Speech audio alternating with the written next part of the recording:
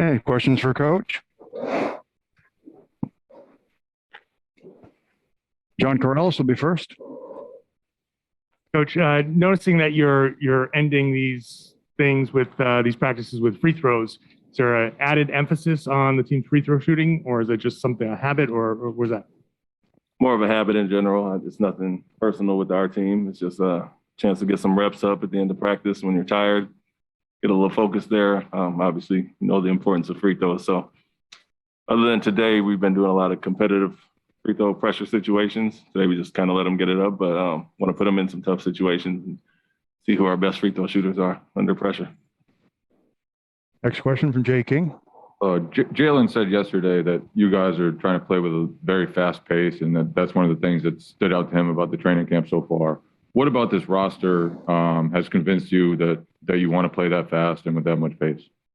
Just the multiple ball handlers that we have, guys that can, rebound and push it, including some of our bigs. Al showed that, like I mentioned, throughout open gym and training camp, how you can really push the ball, and teams that have a big that can attack really put pressure on other teams. And, we used Bam and Draymond and USA that way, and it puts a tremendous amount of pressure. So we're encouraging our bigs to rebound, our big wings to rebound, and not just, find the point guards every time. And so, looking at last year, just overall 20th in pace, we really emphasized upping that. And, missed basket, we want all those guys to push and attack and try to find mismatches, but also on makes, closest guy get it in, early outlets, and then we have interchangeable pieces in the 5 spots on the court. Next question from Mark Murphy. Seems like in Oklahoma City, Al was spared a little wear and tear in his legs. What have you seen from him now? I mean, does he look pretty fresh? He does. It's noticeable.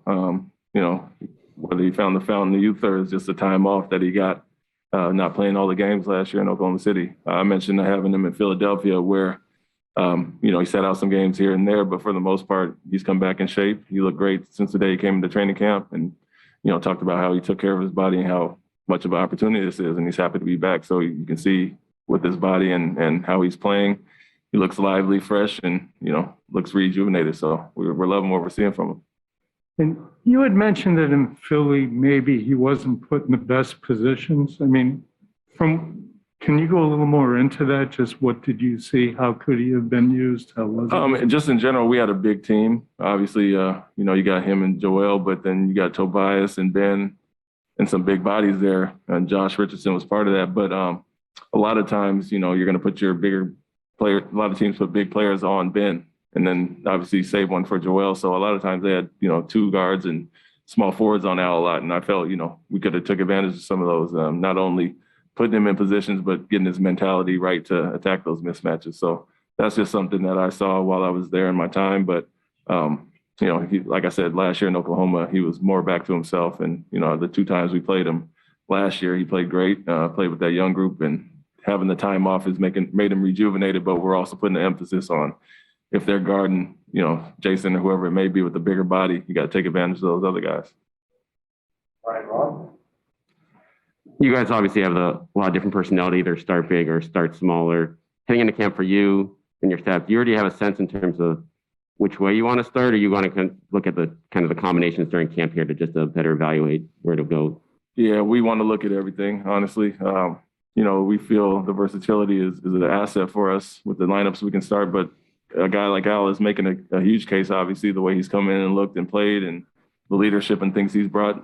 I mentioned some of the versatility with what he can do as far as pass the ball, handle it, and shoot it. So he's an asset there, but it's also finding the right balance for our bench as well. So we'll look at a few different things like we are in camp here, but also in the games, before preseason games, and try to find what fits best for us. But not only that, it's what comes off the bench to kind of balance the lineups.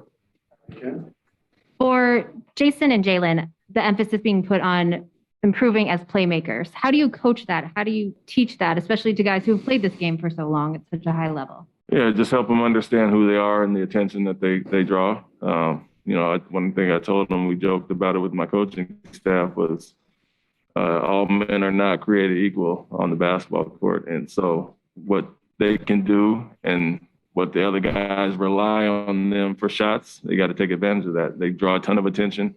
I mentioned the points that they scored, but if we can get them to, improve in that next layer of their game, getting guys involved, I think we'll obviously take a huge step. But that's just, film work, pointing it out. When they're shooting over two guys, there's somebody wide open.